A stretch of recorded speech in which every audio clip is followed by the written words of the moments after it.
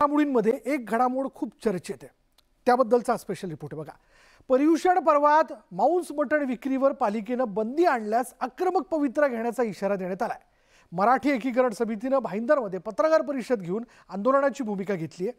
सर्व धर्मियांना समान हक्क असताना अधिकारावर गदा कशाला असा प्रश्न उपस्थित करण्यात आलाय। तर मांसाहारावर कोणतीही बंदी नसल्याचं माजी आमदार नरेंद्र मेहता यांनी स्पष्ट केलंय।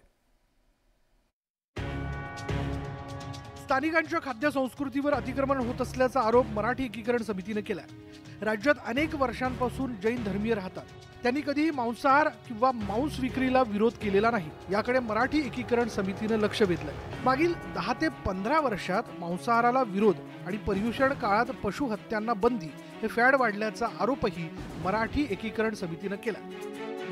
इतर धर्मियांवर जबरदस्ती का केली जाते असा सवाल समितीच्या पदाधिकाऱ्यांनी उपस्थित केला। मांस विक्रीवर बंदी घातल्यास तीव्र आंदोलन करण्याचा इशाराही यावेळी देण्यात आलाय।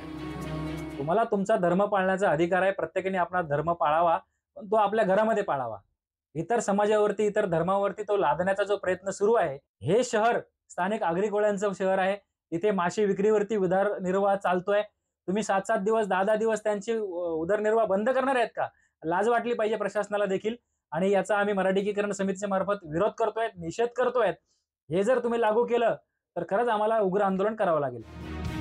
राज्यघटनेनं सर्वांना समान हक्क दिले, आहारावर कोणत्याही प्रकारचे निर्बंध लादलेले नाहीत। असं असताना 4% लोकांसाठी 96% लोकांना का वेठीस धरता असा सवाल समितीकडून विचारण्यात आला। भारतीय राज्यघटनेने प्रत्येक नागरिकाला समान अधिकार दिलेले आहेत। प्रत्येक नागरिकाला खाण्याचं, वागण्याचं, काय वस्त्र परिधान करायचं हे सगळे वैयक्तिक अधिकार दिलेले आहेत। कुठलाही धर्म हा फक्त घरापुरता मर्यादित राहिला पाहिजे।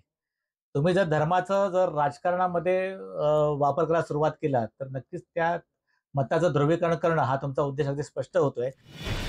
पर्युषण पर्वात पशुहत्या होऊ नये यासाठी 2 दिवस मांस विक्रीची दुकानं बंद ठेवण्याचा निर्णय काँग्रेसच्या कार्यकाळात झाला होता, अशी माहिती भाजपचे माजी आमदार नरेंद्र मेहता यांनी दिली आहे। तसंच या काळात आहारावर कोणतेही निर्बंध नसून पशुहत्या होऊ नये हा त्यामागचा उद्देश असल्याचं नरेंद्र मेहता यांनी सांगितलं। खाण्यासाठी कधी कोणी विरोध केला, खाण्यासाठी बंदी पण टाकली नाही। उदाहरण हे परत सांगतोय, महाराष्ट्र शासनाचा GR आहे, महापालिकेचा निर्णय नाही आणि खाली मीरा भाईंदरसाठी नाही, महाराष्ट्रासाठी आहे। एक अशा इतर राज्यामध्ये सुद्धा आहेत। इतर राज्यामध्ये काय काय ठिकाणी 7-7 दिवसासाठी आहेत। ठीक आहे, आपल्या सरकारने ते 2 दिवस केलं आणि मला वाटते 15 वर्ष काँग्रेस सरकारपासून चालू आहे। असं खाण्यासाठी बंदी नाही आहे।